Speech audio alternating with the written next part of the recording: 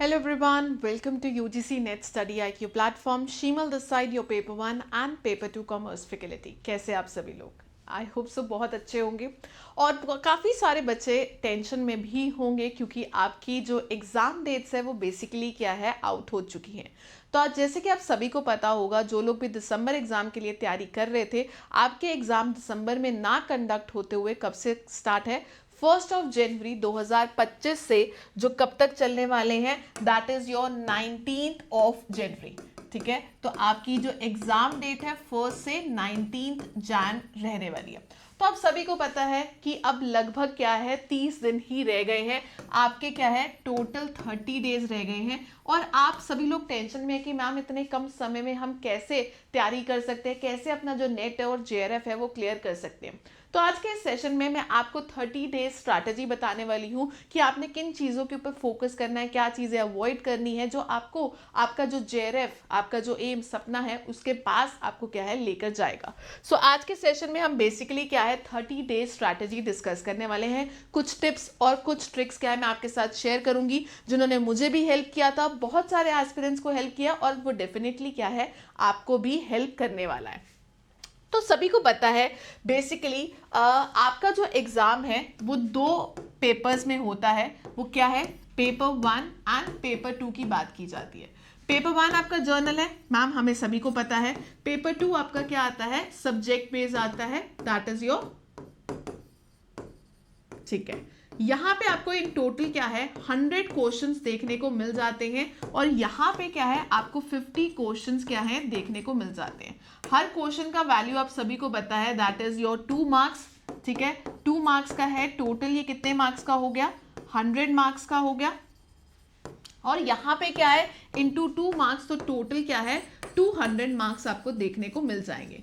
अब हमारा यहाँ पे मकसद क्या है कि हमें मैक्सिमम स्कोर करना है। पेपर 1 और पेपर 2 मिला के अगर मैं सभी सब्जेक्ट वाइज कट ऑफ की मैं बात करती हूँ तो लगभग अगर आपका सपना जेआरएफ है तो मैं बोलूँगी कि भाई आपको एटलीस्ट क्या है 200 मार्क्स क्या है लेकर आने ही आने हैं। ठीक है, ये वेरी कर सकता है क्योंकि हर एक सब्जेक्ट की कट ऑफ क्या है 5-10 नंबर ऊपर हो सकती है, किसी की ज़्यादा होती है 210 तक भी जाती है, किसी की क्या है 180 तक भी रह जाती है, तो वेरी। पर अगर हम मान के चलते हैं कि भाई हमें 200 मार्क्स चाहिए तो वो कैसे बनेंगे, इन दोनों की कॉम्बिनेशन से बनेंगे। अब यहाँ पे 50 क्वेश्चन है, यहाँ पे क्या है 100 क्वेश्चन है, तो लगभग क्या होना चाहिए कि भाई आपके क्या है, यहाँ पे मैं ऐसे बोल सकती हूँ कि भाई आपके अप्रोक्सीमेटली 100 में से 75 क्वेश्चंस क्या है ठीक होने चाहिए और यहाँ पे 50 क्वेश्चन में से कम क्या है आपके 35 से 40 क्वेश्चंस क्या है ठीक होने चाहिए। तो यहाँ पे क्या है लगभग आपके क्या है 200 नंबर बन जाएंगे, या मैं बोलूंगी 200 प्लस मार्क्स क्या है आप इस तरह से स्कोर कर सकते हैं। अब यहाँ पे आपको खुद आइडेंटिफाई करना है कि आपका पेपर 1 ज़्यादा स्ट्रॉन्ग है या पेपर 2 ज़्यादा स्ट्रॉन्ग है। सबसे पहले अब जिनका पेपर 1 ज़्यादा स्कोर है वो बहुत बच्चे क्या है 45 प्लस क्वेश्चंस भी ठीक कर लेते हैं, वेयर एज वहाँ पे उनको बेनिफिट मिल जाता है कि पेपर 2 में क्या है अगर उनके 65 क्वेश्चंस ही ठीक होते हैं तब भी क्या है उनको बेनिफिट हो सकता है। तो ये जो बेसिकली कॉम्बिनेशन है कि आपका पेपर 1 स्ट्रॉन्ग है, पेपर 2 स्ट्रॉन्ग है, आपने किसको स्ट्रॉन्ग करना है वो आपके ऊपर निर्भर करता है कि आपने कहाँ से मैक्सिमम क्वेश्चंस क्या है ठीक करने हैं, कहाँ से मैक्सिमम नंबर्स लेने हैं। पर हमारा मकसद क्या है कि हम 200 के आसपास क्या है स्कोर करें।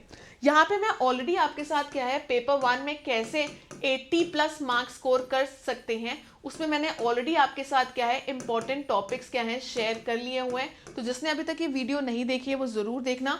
आपको इन टॉपिक्स को करते ही क्या है आप 80 प्लस स्कोर क्या है डेफिनेटली क्रैक कर पाएंगे अगर आप पेपर 1 की बात करते हो। तो आज जर्नल क्या है मैं पेपर 1 और पेपर 2 की 30 डेज स्ट्रैटेजी की बात करने वाली हूँ। सबसे पहले in order to crack your JRF exam, सबसे पहले आपका जो स्टेप आता है वो क्या आता है, सी कट ऑफ लिस्ट। आपने अपने प्रीवियस ईयर्स की क्या है कट ऑफ लिस्ट देखनी है सब्जेक्ट वाइज। आपको आइडिया होना चाहिए कि भाई आपके सब्जेक्ट की कितनी कट ऑफ जाती है ताकि आपको क्या है एक गोल मिल जाए।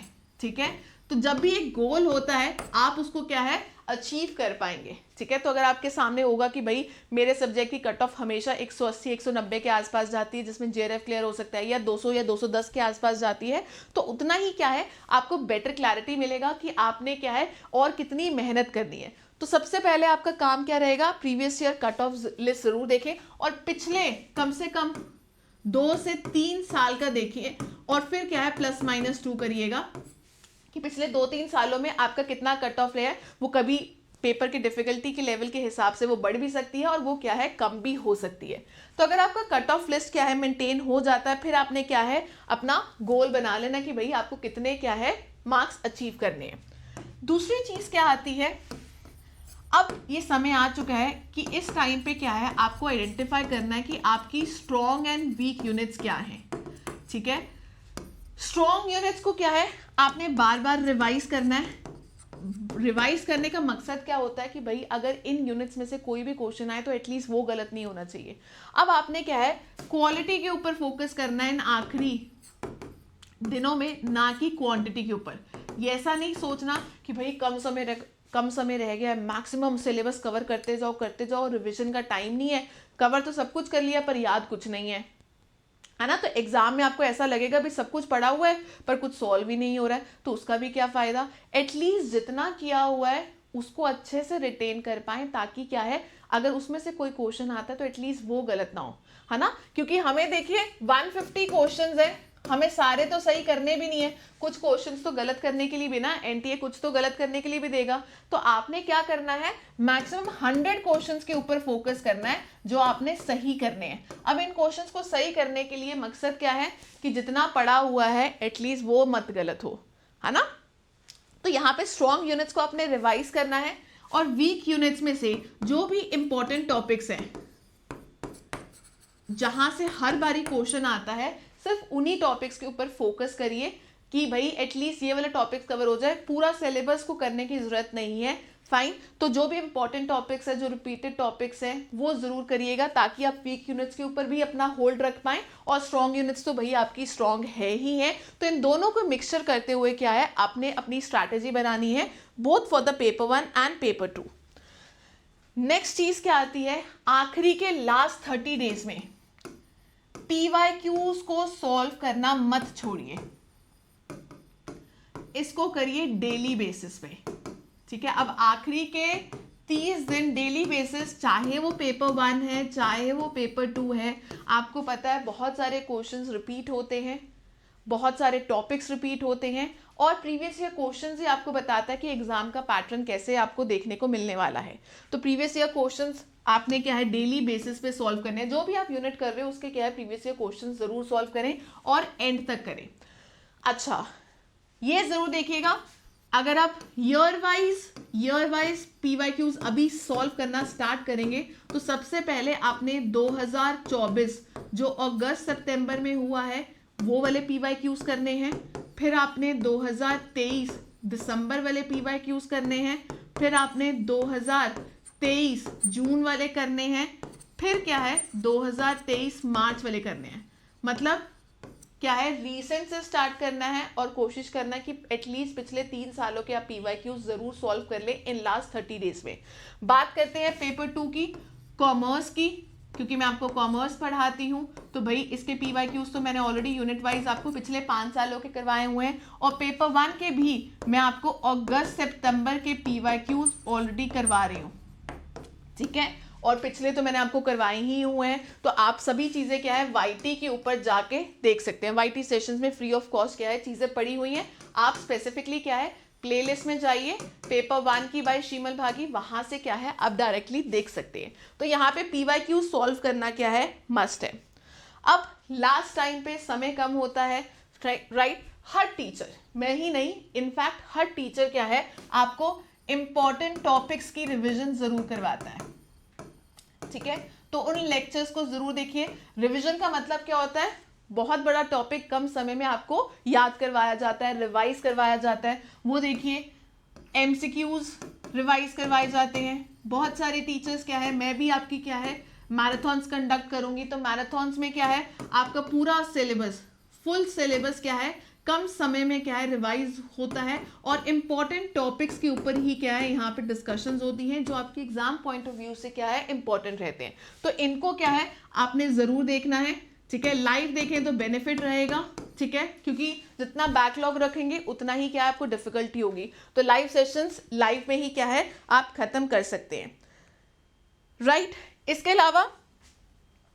अलावा आपने किसके ऊपर फोकस करना है मैं वो आपको बता देती हूँ। देन अगर आपने मैक्सिमम स्कोर करना है तो DI और RC, ये पेपर 1 की मैं बात कर रही हूँ, आखिरी के 30 डेज डेली एक क्वेश्चन क्या है जरूर प्रैक्टिस करें, एक क्वेश्चन, ठीक है। एक क्वेश्चन आपने DI का सॉल्व करना है और एक क्वेश्चन आपने रीडिंग कॉम्प्रिहेंशन का सॉल्व करना है। तो आपको पता है आपके 10 क्वेश्चन ठीक होंगे विच काउंट्स टू 20 मार्क्स, फाइन। तो ये आपकी क्या है JRF क्लियर करने में काफ़ी हेल्प करेगा। तो एटलीस्ट अगर आपने RC और DI पे अभी तक फोकस नहीं किया है, डेली का एक क्वेश्चन भी सॉल्व कर लिए। मैम कहाँ से लेंगे? कोई भी प्रीवियस ईयर क्वेश्चन उठा लीजिए, ठीक है। इतने सारे एग्जाम होते हैं, इतने सारे शिफ्ट्स होते हैं, किसी को भी उठाइए और इसको सॉल्व करने की क्या है कोशिश करें। आखिरी समय में अगर मैं मान के चलती हूँ कि आप ऑलरेडी क्या है पिछले 5-6 महीने से तैयारी कर रहे हैं, या नहीं भी कर रहे हैं 3 महीने से कर रहे हैं, तो आपने कुछ ना कुछ तो नोट्स बनाए होंगे। तो अब इम्पॉर्टेंट टॉपिक्स के क्या है समय आ चुका है कि आप शॉर्ट नोट्स बनाएं, ठीक है।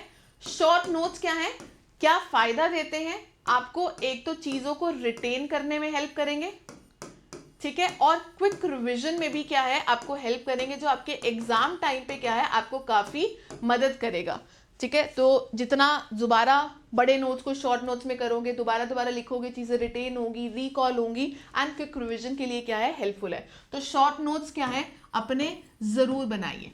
और लास्ट में मैं एटलीस्ट कहना चाहूंगी, अब घबराने की जरूरत नहीं है, पॉजिटिव माइंडसेट होना बहुत ज़रूरी है। अगर आप ऐसा ही सोचते जाओगे कि भाई 30 दिन रह गए हैं, इतना सिलेबस पड़ा है, और 20 दिन रह गए हैं, फिर 10 दिन रह जाएंगे, समय तो ख़त्म होता ही जाएगा, टेंशन बढ़ती जाएगी, ठीक है। तो आपने अपने माइंड को क्या करना है, रिलैक्स रखना है, पॉजिटिव माइंडसेट रखिए, जितना आपने पढ़ा है उतने पे अपना कॉन्फिडेंस रखिए, ठीक है। और इस आखिरी के समय पे कोई भी अगर किसी भी प्रकार के डिस्ट्रैक्शंस हैं, ठीक है, एटलीस्ट उनसे क्या है बच के रहिए। डिस्ट्रैक्शन चाहे वो आपका सोशल मीडिया है, इंस्टा फेसबुक है, ठीक है, चाहे कोई आपका फैमिली फंक्शन है, भाई अब इम्पोर्टेंट है कि आप अपने एग्जाम के ऊपर फोकस करें। क्या कोई फेस्टिवल है, ठीक है, या कोई भी किसी भी प्रकार का डिस्ट्रैक्शन है, वो थोड़ा सा अवॉइड करिए और अपना जो मेजॉरिटी ऑफ टाइम है वो क्या है अपनी पढ़ाई के ऊपर क्या है आपने देना है। तो अगर आप इन सभी चीज़ों के ऊपर ध्यान देते हैं तो डेफिनेटली क्या है आप JRF क्लियर कर पाएंगे इन आखिरी के 30 दिनों में। सो आई होप सो आपको एक अच्छा मोटिवेशन मिला होगा, आइडिया मिला होगा कि किस तरह से किन चीज़ों के ऊपर फोकस करना है। Yes, I will be teaching you for the paper 1, ठीक है। Alternatively Monday, Wednesday and Friday timings would be 6:30 PM, और पेपर 2 कॉमर्स के लिए I will be teaching you Monday to Friday live at 3 PM। बाकी मेरी classes से related जितनी भी डिटेल्स हैं आपको मेरे टेलीग्राम चैनल पे मिल जाएगी, दैट इज शीमल भागी, या वीडियो के डिस्क्रिप्शन में भी क्या है आप टेलीग्राम लिंक से ज्वाइन कर सकते हैं, फाइन। और कोई भी डाउट से रिलेटेड टू दी एग्जाम आप मुझसे पूछ सकते हैं। बाकी चलिए, don't forget to like this session and subscribe to our channel if you are new to this platform. So 30 day strategy आपके सामने है, मेरी तरफ से सभी को बेस्ट विशेस। सो लेकर आऊंगी मैं जल्दी ही बहुत सारी मैराथन जो आपके एग्जाम पॉइंट ऑफ व्यू से क्या है बेहद इंपॉर्टेंट रहने वाली है। तो जुड़ना ना भूलिए हमारे साथ एट StudyIQ प्लेटफॉर्म। चलिए, thank you for watching this video, have a nice day.